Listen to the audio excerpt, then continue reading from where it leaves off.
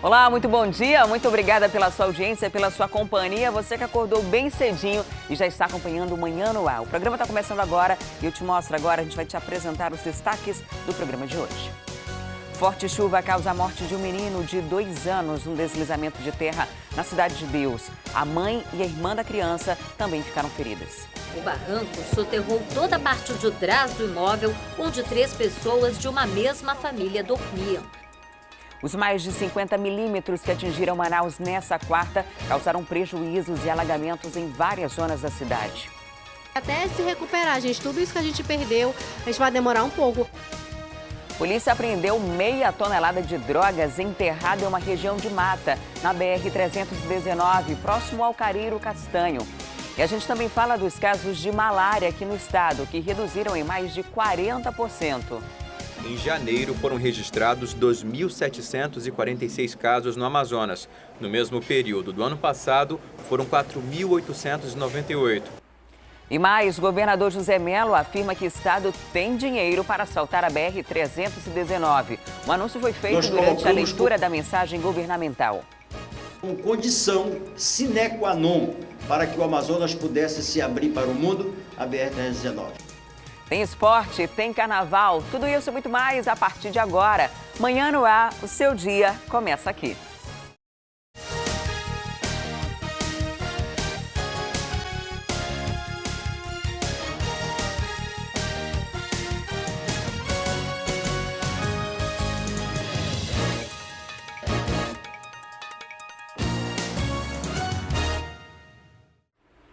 Olá, são 6h03, nós já estamos ao vivo e você pode participar do Manhã no Ar com a gente. É muito simples, manda para cá a sua sugestão de reportagem, denúncia, flagrante. É só enviar uma mensagem de áudio ou vídeo para o nosso WhatsApp. Anota aí, 9225-8767, não esquece de colocar o 9 lá na frente. Entra também na nossa página no Facebook e interage com a gente por lá. Infelizmente, a gente começa o programa de hoje com uma notícia triste. A forte chuva deixou mais uma vítima aqui em Manaus. No bairro Cidade de Deus, um menino de 2 anos morreu depois que um deslizamento de terra atingiu a casa dele. No mês passado, 4 pessoas da mesma família morreram pelo mesmo motivo no Nova Vitória. O deslizamento atingiu esta casa no bairro Cidade de Deus.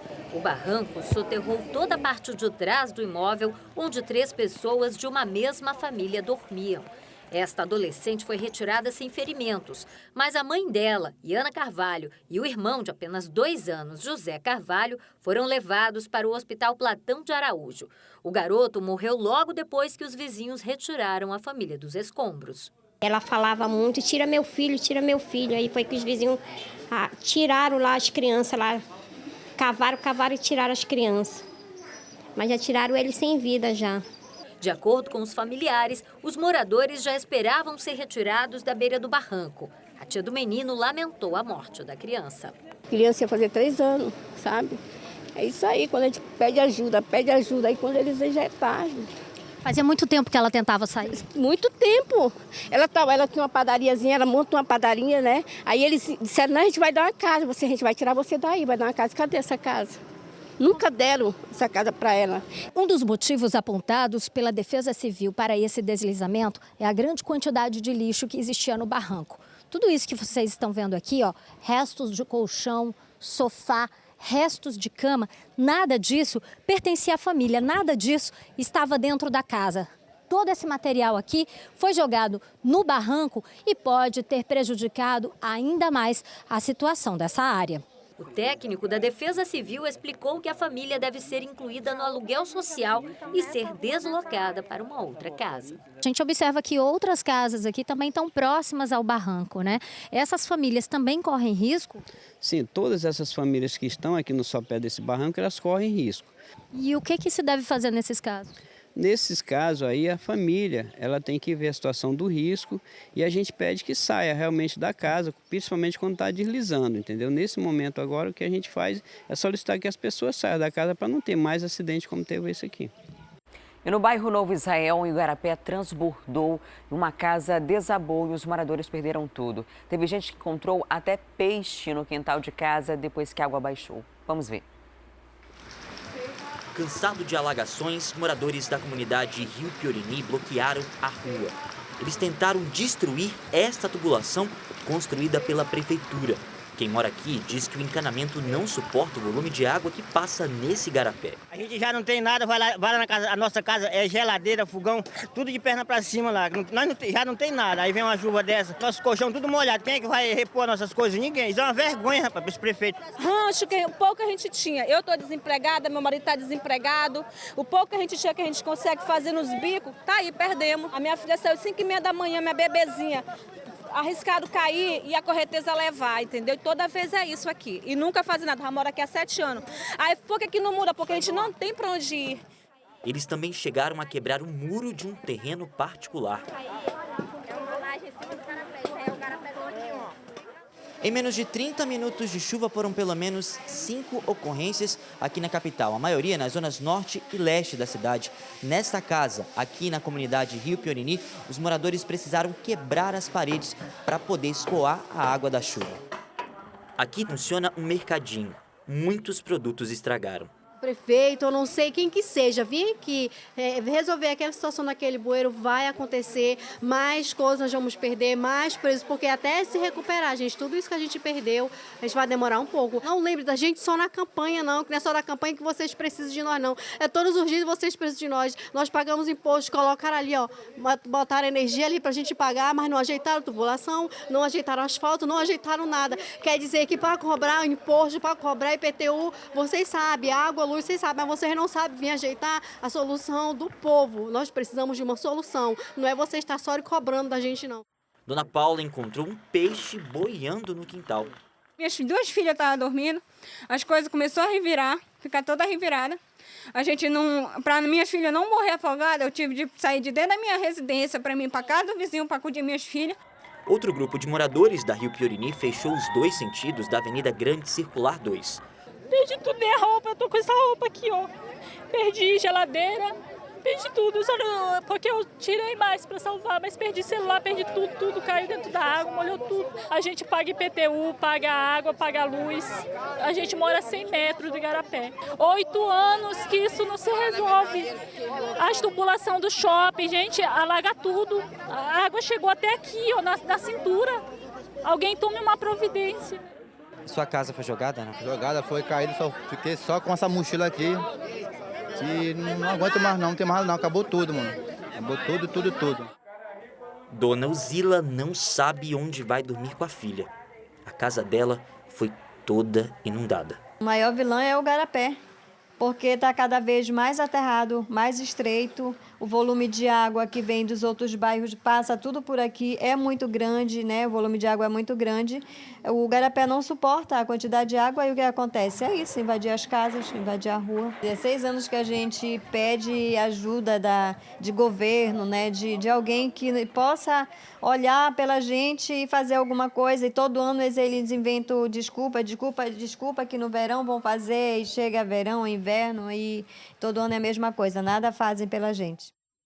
Situação extremamente delicada. Imagina você encontrar um peixe no quintal de casa depois que a água baixou. Esse peixe que veio provavelmente do igarapé, né? Essas pessoas moram em áreas próximas ao igarapé, mas muitas delas de fato não moram em invasão, não. Moram em casas mesmo, pagam todos os seus impostos. E todos os anos a gente sabe que no período de chuva esse tipo de coisa acontece. Mas esse ano tá demais. As chuvas estão acima da média, mas ainda assim não justifica a água chegar na altura da cintura em casas que não estão nem tão na margem do igarapé como tem acontecido. É preciso que haja uma intervenção pública, é preciso que haja uma drenagem desses igarapés, dragar essas áreas para ver se melhora a situação. Já se sabe que vai ter chuva até abril, pelo menos. Todos os órgãos de meteorologia fazem previsões de chuva acima da média e de chuvas intensas durante todos esses próximos 3 meses. Então, não precisa esperar que uma tragédia aconteça, não precisa esperar que essas pessoas percam tudo e depois dar um aluguel social de R$300. Não adianta dar R$300 para uma pessoa morar numa casa onde ela não vai ter nada, não vai ter fogão, não vai ter geladeira, não vai ter condição nenhuma de dignidade. É preciso fazer logo um serviço. A gente teve aí o posicionamento da Defesa Civil informando que vai dar um aluguel social para a família que perdeu ali a criança de 2 anos no Cidade de Deus, mas são várias áreas da cidade de Manaus que estão sendo afetadas e um trabalho preventivo deveria ter sido feito. Se não foi, é preciso fazer agora um emergencial.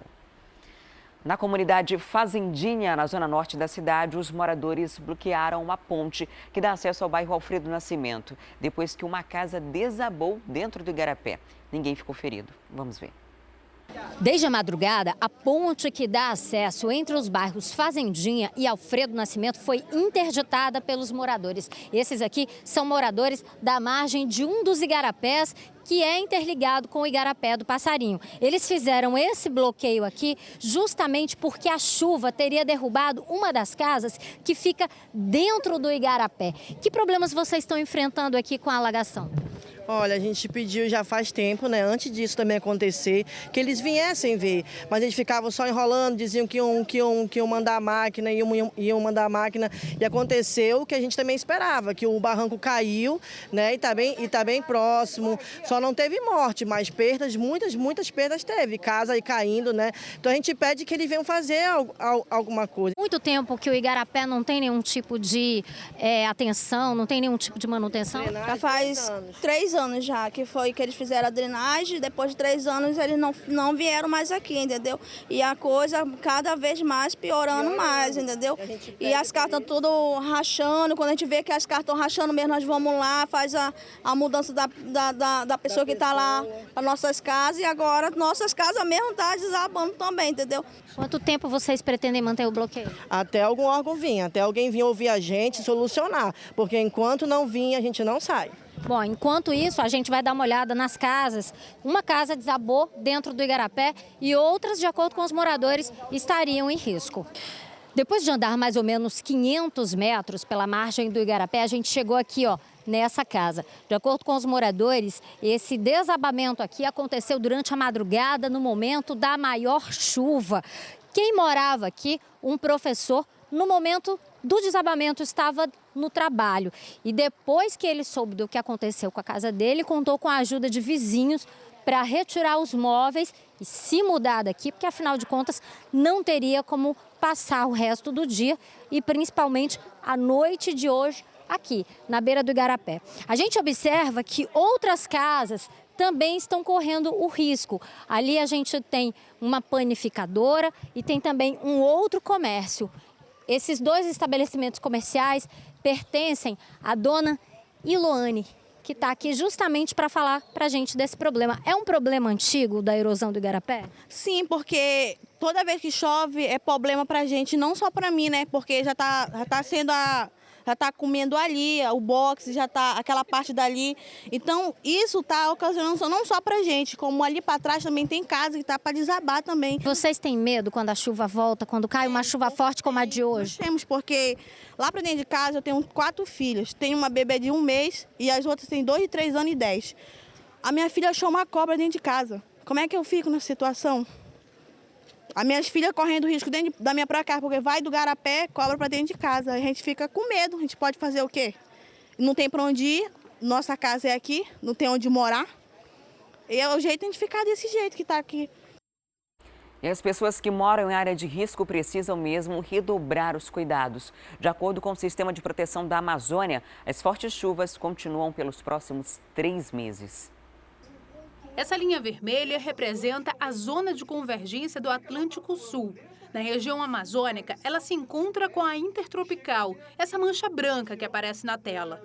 Juntas, elas são responsáveis pelo grande volume de chuva dos últimos 2 meses. Interessante frisar também que essa chuva também ocasionada por esses 2 sistemas vão se manter, tá? Então, muita chuva aí para os próximos dias, para os próximos meses, e as temperaturas também acabam ficando mais amenas. No período da tarde, em torno entre 29 a 31 graus. Um outro fator poderia evitar a intensidade desses efeitos climáticos, o El Niño. Só que esse ano o fenômeno não ocorreu. Por isso, as tempestades foram mais frequentes. E a previsão é de que as chuvas devem continuar por pelo menos 3 meses. A gente teve uma chuva que não é aquela chuva isolada, é uma chuva bastante significativa em todo o sistema. Ela foi causada por uma área de instabilidade, que são várias, um aglomerado de nuvens convectivas que elas vão se propagando, normalmente se propagam no sentido leste-nordeste e atravessam a cidade. E no momento da propagação delas, o ingresso nas cidades, elas acabam provocando normalmente tempestades de chuvas,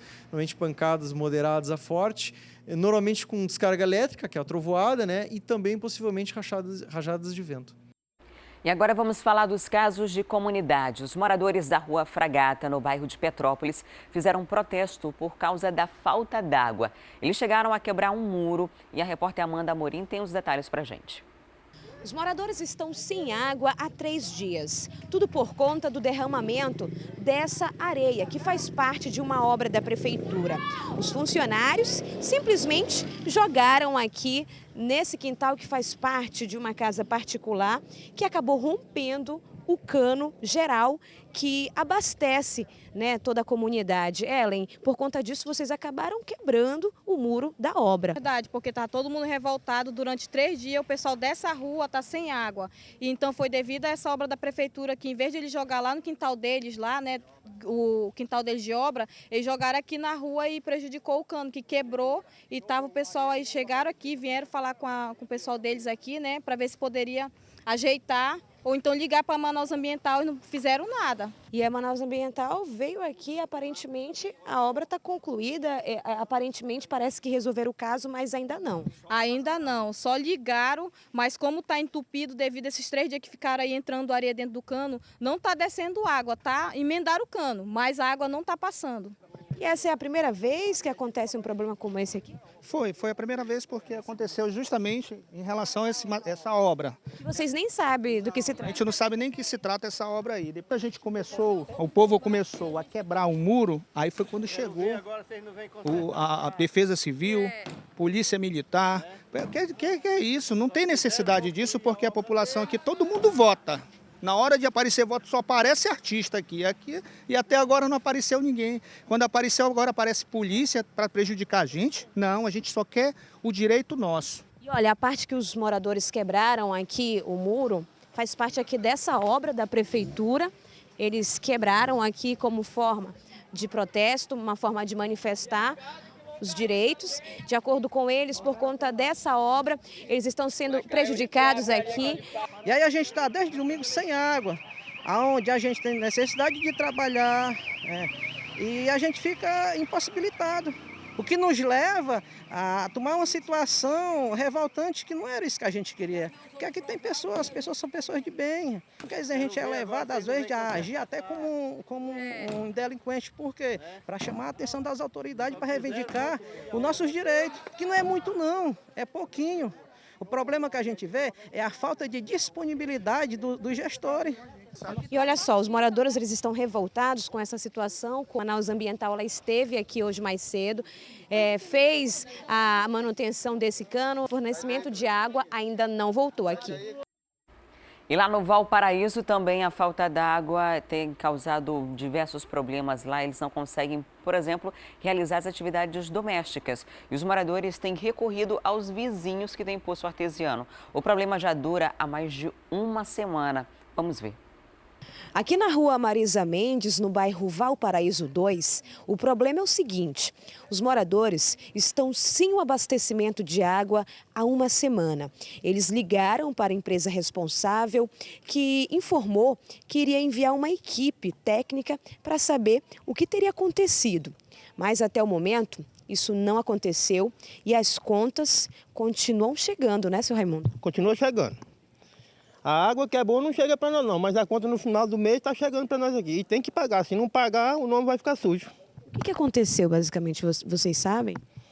O que aconteceu é o seguinte, começou, no meio da semana sempre dava água uma vez por dia, aí domingo, no máximo que dá é meia hora de água. Se não tem o nosso vizinho, a gente pegar uma água dele aí, eu pago da menina, para me pagar eu pago R$50. Como o seu Raimundo estava explicando, estão comprando água, estão gastando um dinheiro que poderia ter sido poupado, né? É um sacrifício, eu tenho que pagar. Você vê aquela água que botou ali, mas é do Valdir. A gente tem que pagar 50 e tem que pagar 10, 15 reais para encher as caixas, as coisas, tudo lá. É tão complicado que as roupas aqui vão se acumulando. Faz dia que está aí no balde aí. Não estamos precisando dessa água aí, alguém olhasse por nós aqui, no morro aqui. Olha, o seu Raimundo estava informando que mais ali tem é basicamente um cano, né? Que vem de um poço que um vizinho está cedendo para você. Sempre ele abastece. Ele abastece pra gente, mas tem que pagar 60 reais dele. Dele é 60. Eu pago dessa menina dessa casa aí, eu pago 50 dela. Os moradores estão revoltados com esse problema. De acordo com eles, já faz basicamente uma semana. Eles ligaram para a empresa responsável, que informou que iria comparecer aqui para tentar saber, na verdade, o que aconteceu. Telefona para lá, nós conversa com o homem. Desde que vem, não vem ver nosso problema aqui. Nós procuramos a Manaus Ambiental e a empresa informou que a unidade de distribuição de água, as unidades da área estão constantemente sofrendo com as ações de vandalismo e furtos de equipamentos, comprometendo assim o fornecimento do sistema. Nos últimos meses foram registradas diversas interrupções no fornecimento de energia de todas as estruturas da Manaus Ambiental, o que provoca também o desabastecimento de água. A nota diz ainda que a empresa está em contato direto e permanente com a Eletrobras Amazonas Energia para estabilizar os serviços. E agora os casos de polícia. Na noite de ontem, 2 ocorrências foram registradas no primeiro DIP na Praça 14, na zona sul de Manaus. O repórter Walter Frota tem outras informações. 2 ocorrências foram registradas aqui no primeiro DIP na Praça 14. Um deles com suspeita de arrastão. Um grupo de amigos estava em frente a um estabelecimento na rua Leonardo Malcher, na Praça 14, por volta de 8 horas da noite, quando 2 homens anunciaram o assalto. A gente tinha acabado de chegar pra gente fazer uma reunião, né? Aí eu já tinha avistado os 2 meliantes na parada, né? Em seguida, demorou 2 segundos e eles pegaram e vieram por trás do carro e anunciaram o assalto. Aí ele pegou, levou o celular, desgatilhou e saiu andando. E aqui na delegacia vocês reconheceram algum deles? Aí em seguida chegou a viatura, aí eu e meu colega fomos atrás, na viatura. Nisso ele se evacuou, né? Pela contramão, a polícia não teve como pegar ele, né? Nisso ele pegou, eu falei, ó, tá ali. Aí o policial foram lá, pegaram e enquadraram ele. Na mesma rua, os suspeitos ainda conseguiram levar uma motocicleta modelo Bros. Outro assalto na Duque de Caxias, também na Praça 14, 2 homens abordaram uma mulher que estava chegando na casa dela. Eles levaram esse carro modelo Prisma. No momento em que o carro era roubado, uma viatura da polícia apareceu e fez a perseguição. Na fuga, houve troca de tiros. E um dos tiros acertou aqui na lateral do carro, entrou aqui e saiu aqui na parte da porta do veículo. Nenhum dos suspeitos ficou ferido nessa ação. Um deles foi reconhecido e trazido aqui para o primeiro DIP e o outro não foi identificado e também ficou foragido. A polícia investiga esses 2 casos. E em Manacapuru, um comerciante que trabalhava com compra e venda de veículos foi assassinado na porta do estabelecimento. A polícia acredita que o crime tenha sido motivado por dívidas. O crime aconteceu aqui neste ponto do porto de Manacapuru. De acordo com testemunhas, Diogo Soares Correia, de 29 anos, chegou no seu veículo por volta de meio-dia aqui no local. Ao sair do veículo, Diogo se deparou com um homem ainda não identificado, que armado começou a atirar. Diogo então correu nesta direção, sendo perseguido pelo homem. Porém, quando chegou naquele ponto, foi atingido com os tiros na cabeça. De acordo com o delegado Rodrigo Torres, após o crime, a polícia iniciou imediatamente o trabalho de investigação. A Polícia Civil foi acionada, já iniciamos aqui as investigações e já estamos em campo aí para tentar localizar o autor dos disparos para realizar a prisão dele, né? No local ainda estão as marcas do crime. Diogo chegou a ser socorrido e encaminhado ao hospital de Manacapuru, porém não resistiu. Segundo o delegado, Diogo trabalhava com comércio de compra e venda de veículos e as primeiras investigações indicam que o crime possa estar relacionado com dívidas. Informações preliminares aponta dívida, né? Alguma dívida. Agora, não conseguimos ainda concentrar investigações se se trata de dívida de tráfico de drogas ou dívida realmente comum, já que ele trabalhava com vendas de automóveis, né? E o corpo de um homem ainda não identificado foi encontrado na noite de ontem em uma rua no bairro Santo Antônio, na zona oeste de Manaus. Segundo a polícia militar, a vítima estava com as mãos e pés amarrados e foi abandonada no local. A delegacia especializada em homicídios e sequestros deve investigar o caso. Uma operação realizada pela Secretaria de Segurança Pública do Amazonas e pela Polícia Civil do Estado apreendeu cerca de 500 quilos de drogas. Todo esse entorpecente estava enterrado em uma região de mata na rodovia federal BR-319, que liga Manaus a Porto Velho, num trecho nas proximidades do município de Careiro Castanho. Sobre esse assunto, eu converso ao vivo com o repórter Danilo Alves. Olá, Danilo, bom dia. Algum suspeito foi identificado? Alguma pessoa foi presa com essa apreensão de drogas? Não só identificado, como preso, Adriane. Muito bom dia para você, bom dia a todos que assistem Amanhã no Ar. Pois é, essa operação ela é justamente para poder conter o tráfico de drogas ali naquela famosa tríplice fronteira do Amazonas que liga o Brasil, a Colômbia e o Peru. Essa operação acontece desde a semana passada. A SSP, junto com a Polícia Civil, a Secretaria de Inteligência da SSP, com o DENARC, que é o Departamento contra Narcóticos, que é, no caso, todo aquele departamento que cuida em relação à repressão ao tráfico de drogas. Pois é, eles encontraram essa droga enterrada em uma mata, justamente próximo próximo a uma mata que fica no município de Careiro Castanho, na BR-319, que dá acesso justamente a essa parte próxima à fronteira. No caso, essa pessoa que foi presa, esse homem, foi apontada pela polícia como um segurança que dava assistência às outras pessoas que eram também ligadas ao tráfico de drogas ali naquela área e era o segurança da própria droga, do próprio entorpecente, fazia ali toda a segurança para que as pessoas, para que a própria Polícia Rodoviária Federal não entrasse, não interferisse ali nesse transporte das drogas até a capital ou até mesmo a outros estados do Brasil. A polícia conseguiu prendê-lo, além disso, além da droga, dos 500 quilos que foram encontrados enterrados nessa mata, também com ele foram encontrados um fuzil e 2 pistolas 9mm, que são aquelas pistolas que são exclusivas das Forças Armadas, mais precisamente do Exército Brasileiro. Logo em seguida, ele foi levado aqui para a delegacia onde fica o setor do DENARC e também da SEAI, onde fez os procedimentos. E logo em seguida, agora às 9h30 da manhã, ele será apresentado aqui na delegacia pela SSP e pela Polícia Civil. O nome dele ainda não foi identificado, mas ele foi apontado como se fosse uma pessoa realmente que fazia essa segurança. Agora, é interessante dizer que essa questão da tríplice fronteira, ela está interligada, Adriane, há muitas questões. A gente sabe que o tráfico de drogas é o pior, a gente fala que é a pior situação e acontece os outros tipos de crimes, como homicídios, os roubos, porque quanto mais a polícia apreende drogas, mais os bandidos vão ficar, vamos dizer assim, desfalcados e aí começam a roubar. Aí quando tem o tráfico de drogas, influencia nos homicídios violentos, com a disputa de pontos de tráfico de drogas. Então, tudo isso leva a mais violência aqui na nossa cidade, não só na nossa cidade, como no Brasil. É justamente isso que a Polícia Civil e a SSP têm como objetivo, para fortificar essa questão das fronteiras, para as drogas, para o tráfico de drogas amenizar. Outra situação também é que essa semana ainda foi apreendido mais drogas, quase 1 tonelada de drogas foi apreendida, além desses 500 quilos, ou seja, a polícia está intensificando o trabalho. E essas toneladas que já foram apreendidas já correspondem a mais de 50% do que foi apreendido em 2016. Ou seja, mais drogas serão apreendidas e aí o tráfico de drogas pode ser facilmente feito com que seja mais fraco nesse ano de 2017. Agora tem que ver realmente se, além disso, além desse trabalho de repressão,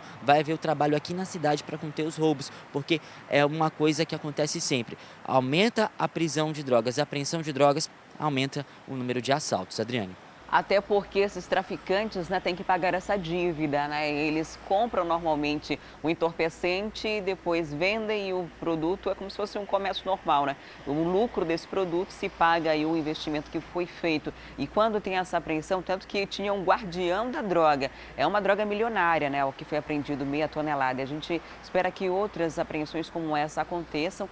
Agora a gente está vendo aqui as imagens, Danilo, é muita droga mesmo que foi apreendida. Na semana semana passada foi o dobro disso daí, e em drogas e além de armas também de grosso calibre. Então a gente parabeniza o trabalho da polícia, né? Em menos de praticamente um mês, né? A gente está agora dia 2 de fevereiro, já teve mais de 1,5 toneladas de drogas apreendidas, e esse serviço de polícia nas ruas deve ser intensificado também, porque costuma acontecer isso. A gente vê nos últimos anos apreensões recordes e, consequentemente, a migração para outros crimes dessas pessoas envolvidas com o tráfico de drogas. Então a gente espera que haja esse reforço e parabeniza também o trabalho da Polícia Civil, também das polícias envolvidas e da população, que diretamente tem uma contribuição muito importante e deve continuar fazendo as denúncias.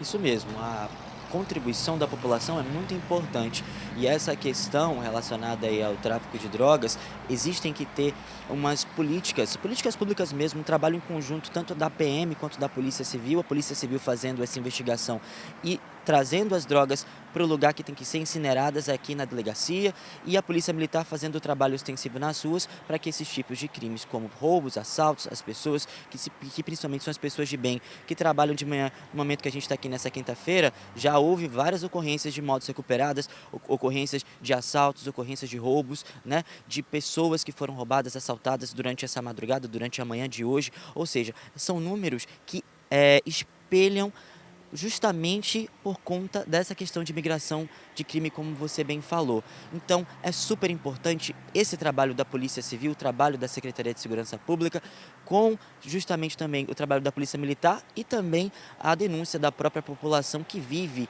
à margem desse crime, as pessoas que vivem nessas áreas de violência, principalmente naquelas zonas onde se mais tem crimes relacionados a homicídios e roubos também. Enfim, é muito importante a denúncia para que realmente daqui aos próximos anos a gente tenha uma redução desses crimes. Esse trabalho tem que continuar, né, Adriane? Com certeza. Danilo, muito obrigada pelas informações e até daqui a pouco. E agora a gente faz um intervalo e volta daqui a pouquinho falando sobre aneurisma. Vamos fazer uma entrevista ao vivo aqui no estúdio para falar desse problema que atinge milhares de brasileiros. Você conhece os sintomas? A gente vai falar dos sintomas, do tratamento e também contar a história de pessoas que superaram essa doença. É um instante só.